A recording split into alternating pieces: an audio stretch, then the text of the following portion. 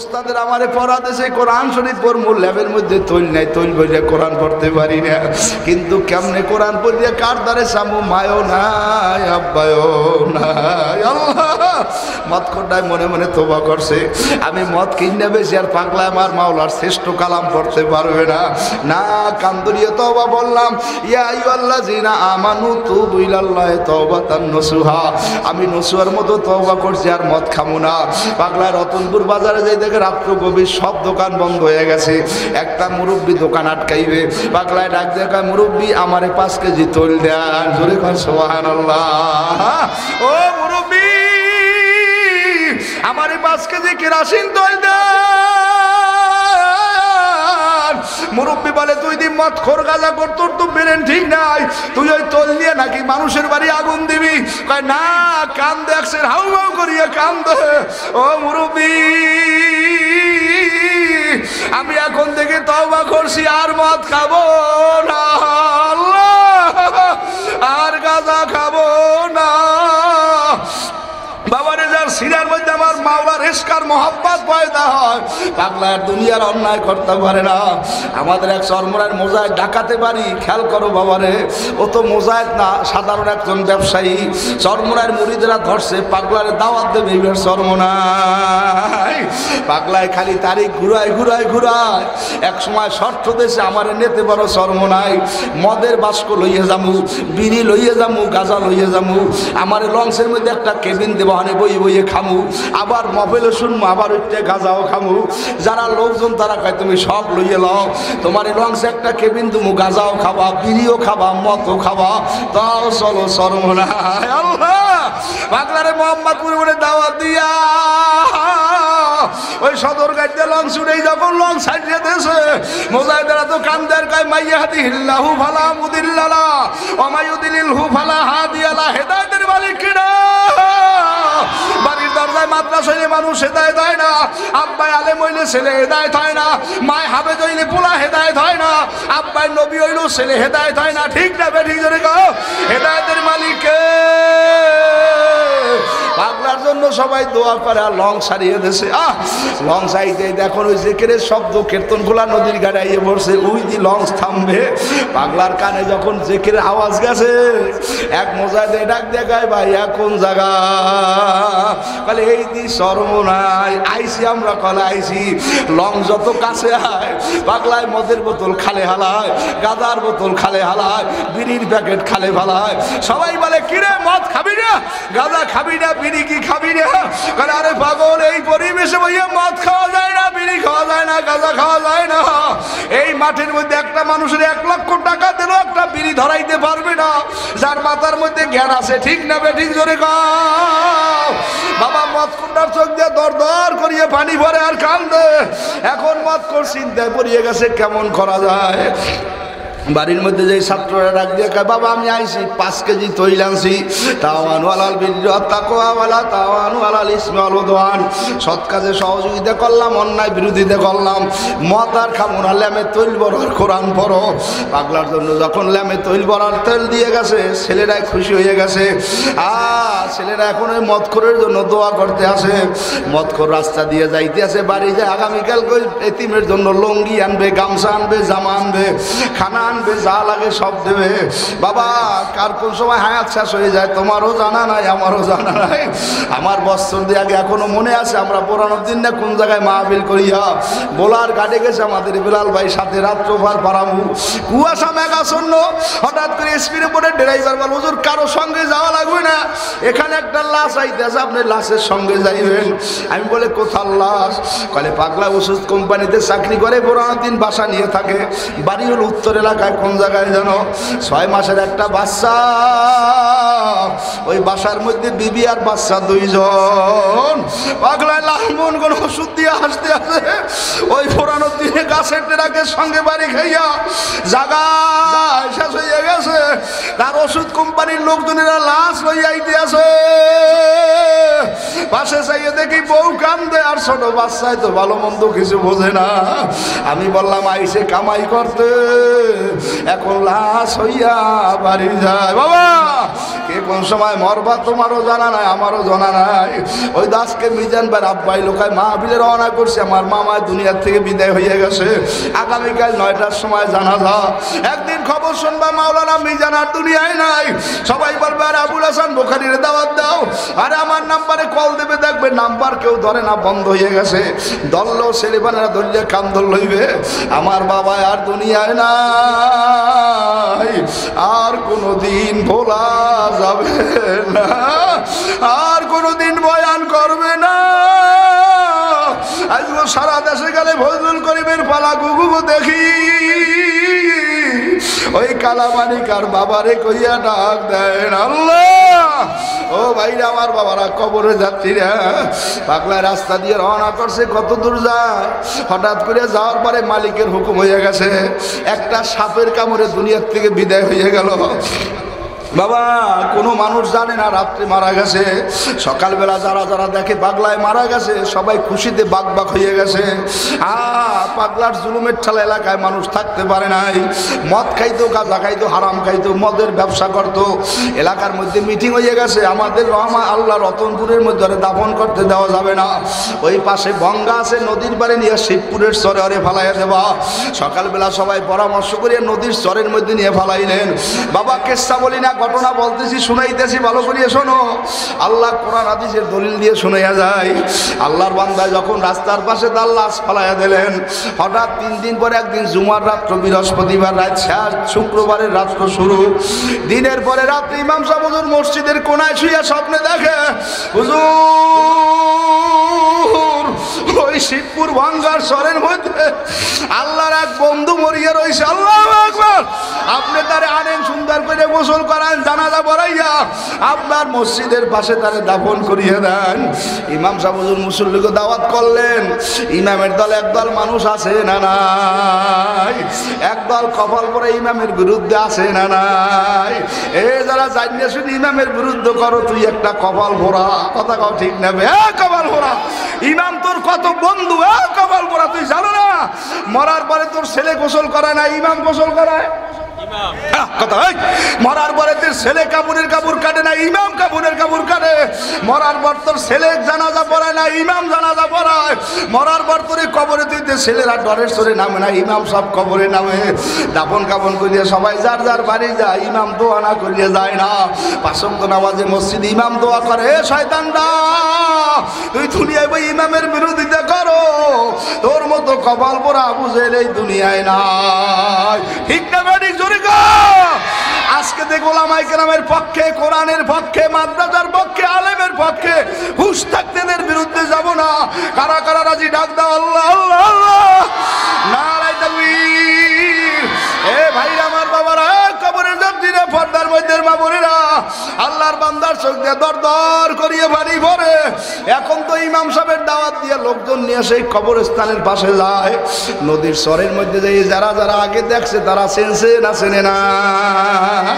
হুজুর আমাকে কোথায় আনছেন? এদি মদখোর, গাঁজাখোর, হারামখোর, আমরাই তো সমাজে মানে তারাই দিছি। তারাই দেওয়ার যা কর, আমি তো স্বপ্নে দেখছি, আমি তো কিছু জানি না। এক মুরব্বী আঙ্কেল, বিজ্ঞ মানুষ, তিনি বলে শোন, যে যত বড় অন্যায়কারী হোক আমার মাওলার মাফ করতে সময় লাগে না।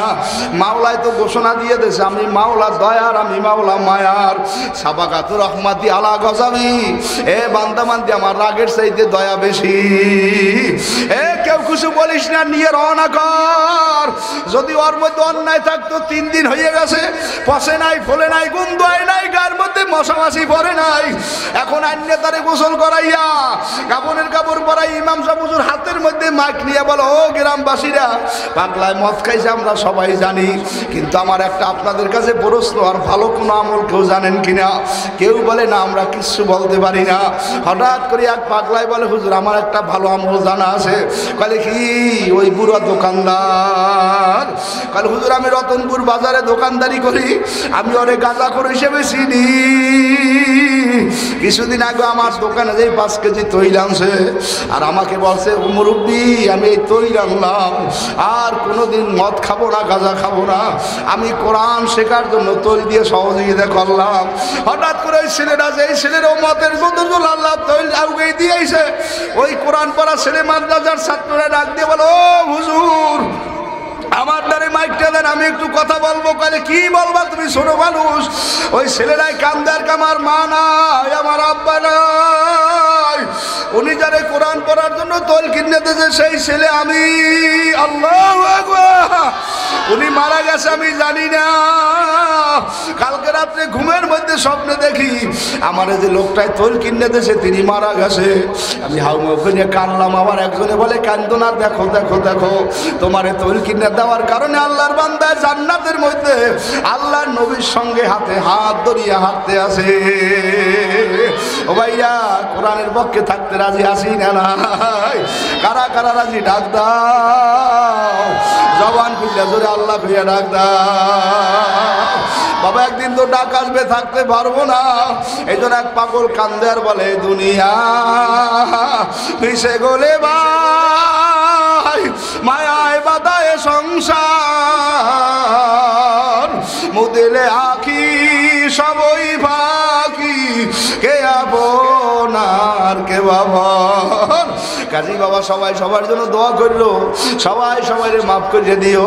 এই মাদ্রাসার দিকে খেয়াল রাখো, মিজান বাইরে যখন প্রথম দেখছি একটা দাড়িও পাকে নাই, এখন দেখি দাড়ি পেরা সবই ভাইকে গেছে। ওই সুবাদনান ভাই কত স্বাস্থ্যওয়ালা চেহারা, এখন দেখি শুরু হয়ে গেছে 8টা সেকেন্ড হয়ে গেছে। আরে বাবা কত মানুষের ডায়াবেটিস প্রেশার হার্টের লোক রানসের লোক, আল্লাহ আস্তে আস্তে তোমার খবরের দিকে আগে যাওয়ার সময় হয়ে যাইতে আছে, কেউ দুনিয়ায় থাকতে পারবো না। এই জন্য সবাই সবাইরে মাফ করে দিয়ে আল্লাহর দ্বারে দোয়া করবো, আল্লাহ যখন আমাদের ডাক দেবেন আমরা যেন আপনারে না নিয়ে খবরে না যাই। আর মাঝে মাঝে আফসোস করবার কানবার বলবা সুখের বাড়ি শখের সংসার সাজায়া যাইতে হবে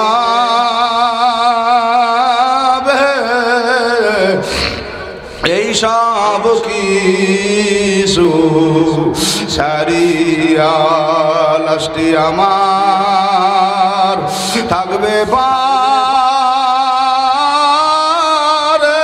বাড়ির আঙ্গিনা, পাড়া প্রতিবেশীরা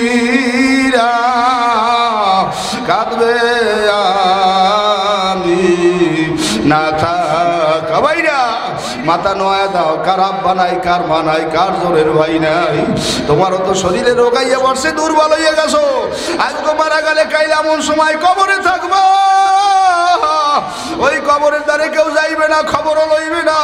ছেলে কানবে মামা বলে, মেয়ে কানবে মামা বলে, চতুর্দিকে মাটি দিয়ে আটকাইয়া এমন করে নিয়া মাওলায় লাগাইয়া দেবে এক তালা। কিয়ামতের ময়দান ছাড়া আর হবে না খোলা।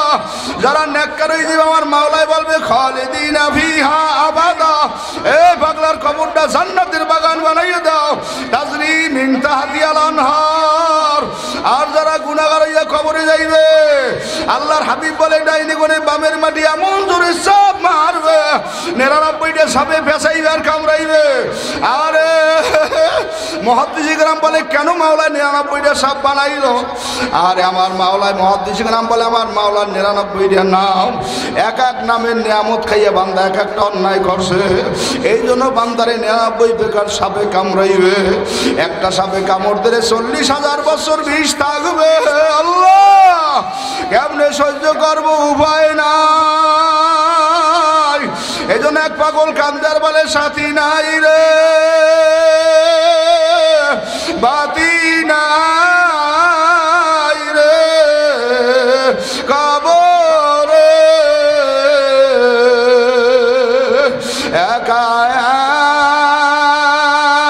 একা কেমনে থাকবো ওই ঘরে। ভাইয়া বেশি বেশি কান্দো, নামাজ ছাড়বা না, কোরআন ছাড়বা না, তলাবুলের মেরে কষ্ট দেবা না। ইতিহাস খোঁজ করে দেখো আল্লাহ রশিদ আহমেদ গঙ্গুই রহমাতুল্লাহ আলাইহি কত বড় আল্লাহর ওলি ছিলেন। ৬০,০০০ হাদিস সনদ মুখস্থ ছিল। একদিনই হঠাৎ করে ছাত্রকে মাঠের মধ্যে বইয়া হাদিস শরীফ পড়াইতে আসে। ছোট ছোট গুরুগারা নুরানিসা কই যেখানে দেখলেন ওরা তেলাওয়াত করলো, ট্রেনিং দিল, ওগো কিতাব পড়ায়। হঠাৎ করে বৃষ্টি পড়া শুরু হয়ে গেছে। সব ছাত্ররা দৌড় দিয়ে মাদ্রাসার মধ্যে উঠে গেছে। রশিদ আহমেদ গঙ্গুই রহমাতুল্লাহ আলাইহি কান্দে রুমালটা নামাই এলাইছা সব ছাত্রকে জুতাগুলো উঠাইয়া মাথার মধ্যে লইছে। বড় বড় ছাত্ররা কয় হুজুর আপনি কামটা করলেন কি, আমার জুতা আপনি মাথায় লইছে না? তখন হুজুরে বলে বাবা কিয়ামতের ময়দানে যখন আমার মাওলাই বলবে এ রশিদ আহমেদ গঙ্গুই আমার জন্য কি আনছো, বলবো মালিক কিছু আনতে পারি নাই, তোমার নবীর মেহমান তলাবুল এলেম নদীর পানির মাছ আর গর্তের পিঁপড়ায় যাদের জন্য দোয়া করে ওদের জুতা আমি মাথায় করিয়ে টানছি। বাবা ইতিহাস তালাশ করিয়ে দেখো। আর হেকেমুল উম্মাত আল্লাহ ওই যে কাসেম নানতুবি রহমাতুল্লাহ আলাইহি সারাদিন মাদ্রাসায় পরিচালকের দায়িত্ব পালন করতেন। রাইতে ট্রেন স্টেশনে যাইয়া কুলির মতো দাঁড়াইয়া থাকতেন। ছাত্ররা দূরে দূরে যাই ট্রেনে করে নামতে। আরে হুজুর বলতে বাবা আমি একজন কুলি আইছি। একদিন একটা ছাত্র যাই বলে হুজুর আমি এখানে আসছি। হুজুরে বলে বাবা কেন আইছো? বলে আমার একজন কুলি লাগবে। হ্যাঁ মুখস্থ করো আজকে আমি মোহতামিম, আমি নাজমে তালিমাত, আমি এই আমি সেই। কাসেম নানতুবি বলে বাবা আমি একজন কুলি। এসব কথা তো আমাদের মুখে শোভাও পায় না। এইবার কাসেম নানতুবির দিকে ছাত্ররা টাকায় ছোট মানুষ ঠিক পায় নাই। কলে তা আমার টেরাংটা আপনি লন। কাসেম নানতুবি টেরাং মাথায় লইয়া সামনে যাইতে আসে, ছাত্ররাই পিছিয়ে পিছিয়ে যাইতে আসে। কত দুর্বার ছাত্ররা টেরাঙের দিকে চাইছে টেরাং ঠিক আছে কিনা, চাইয়ে দেখে হুজুরের মাথার এক হাত উপরে টেরাং। হুজুরের মাথায় টেরাং লাগে না, শূন্যের উপরে টেরাং যায়। ছাত্ররা সামনের দিকে নাই হুজুরের পাও খপ করে ধরিয়ে কান্দার বল হুজুর আপনি তো কোনো কুলি না, আপনি কি বড় আল্লাহর ওলি। ওলি চিনে না মায় ওলি চিনে না গায়ে ওলি চিনে না ঘরের ওজন নাই। বলে বাবা তুমি ভুল দেখছো আল্লাহ। এইবার যখন সামনের দিকে যাই দেখে টেরাং আবার হুজুরের মাথার উপরে। বলতে বলতে মাদ্রাসার সামনে যেই ছাত্রকে ঢুকেই দিলেন। ছাত্র ক্লাসে যাই ভর্তির ফরম পূরণ করলেন। ক্লাস টিচার বলে বাবা বড় হুজুরের দস্তখত আনো। পাগলায় কাঁপতে কাঁপতে রুমে যায়, কেনা জানি বড় হুজুর। রুমের মধ্যে ঢোকার সময় চেহারার দিকে চাইয়ে দেখে আদি সেই হুজুরে যে সকালবেলা আমার টেরাং মাথায় করিয়া টানছে। এইবার ছাত্ররা টেবিলের তালতে যাই হুজুরের বাহাদুরের কান দেয় কয় হুজুর আপনার মাদ্রাসা আমার ভর্তি হইয়া লাভ না, আপনি আমার টেরাঙের খেতাব মাথায় করিয়া টানছেন, আমি কি বেয়াদবি করলাম। রসাল্লাহ হেকেমুল উম্মাহ আল্লাহ শাওয়ার আল্লাহ কাসেম নানতুবি কান্দার বলে বাবা তুমি কান্দো না, আমি তোমার টেরাং মাথায় করিয়া টানিয়া দোয়া করিয়ে দিছি। আমার মাওলায় তোমার পড়ালেখায় ভালো বরকত দেবে, আসো আমি দস্তখত দিয়ে দিই। বাবা কেমন সুন্দর একটা নিয়ামত রতনপুর মাদ্রাসা, বলার এমন কোনো জায়গা নাই। রতনপুর ছিলেন একটা গ্রাম। কাজী বাবাই কোরআনের সাথে জড়াইয়ে থাকো, হিংসেরিয়া বাদ দাও। তুমি থাকবা না আমি থাকবো না, প্রতিষ্ঠান থাকবে। ছাত্ররা তেলাওয়াত করবে, আল্লাহ গুনাহ মাফ করবে, জমিনের মধ্যে রহমত নাজিল করবে। হেকিমুল উম্মাহ আশরাফ আলী থানভী বলছেন যেই গ্রামের মধ্যে একটা কোরআনের মাদ্রাসা আছে ওই গ্রাম একটা সেনাবাহিনীর ক্যান্টনমেন্ট। ঠিক না বেটি জোরে গা? সেনাবাহিনীর ক্যান্টনমেন্ট থাকলে গ্রামের মানুষ চোর ডাকাইতের ভয় নাই। যেই গ্রামে কোরআনের মাদ্রাসা আছে বলো ওই গ্রামের মধ্যে কোনো ভয় নাই, টেনশন নাই, বিপদ হবে না, ঠান্ডা পড়বে না, আগুন লাগবে না, বন্যা হবে না। হেফাজত করার মালিক কে? জোরে বলেন কে? বাবা আমি আপনাদের কাছে দোয়া চাই, দোয়া করি। এই মাদ্রাসা আমাদের মহব্বতের মাদ্রাসা, এই জন্য আমি আজকে নীলফামারী থেকে বড় সফর করে আসছি, আবার পটুয়াখালী যাব। এই মাদ্রাসার আসাতে যে গ্রাম মোহতামিম সহ সবাই হৃদ্রতার সাথে মহব্বত করে, আপনারাও ভালোবাসেন। অজমা হাবিল বড় বিষয় না, পাও দরিয়ে বলিয়ে গেলাম জানিয়া মানার চেষ্টা করবেন, আল্লাহরে নিয়ে খবরে যাইবেন। কারা কারা রাজি জোরে আল্লাহ করিয়া ডাক দেয়।